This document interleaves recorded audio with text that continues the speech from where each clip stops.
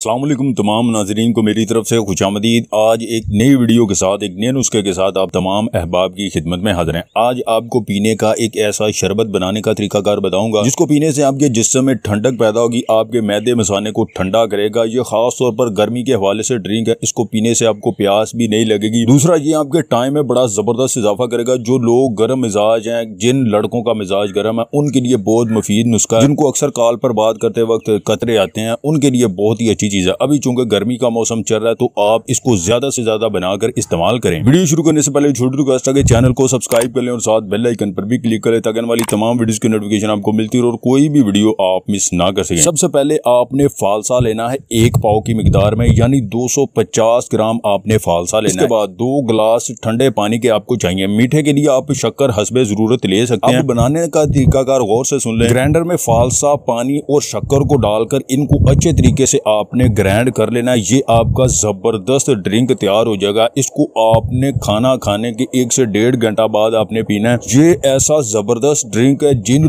लड़कों को शहवत बहुत ज्यादा आती है, कतरे आते हैं कॉल पर बात करते वक्त, जिस्म में गर्मी है, वो इस ड्रिंक को ज्यादा से ज्यादा इस्तेमाल करें और गर्मियों का मौसम फिर आप आराम और सुकून से गुजारें। अगर आपको हमारी ये वीडियो पसंद आए तो इसे लाइक और शेयर जरूर कीजिएगा और मजीद वीडियो हासिल करने के लिए हमारे इस चैनल को सब्सक्राइब करें।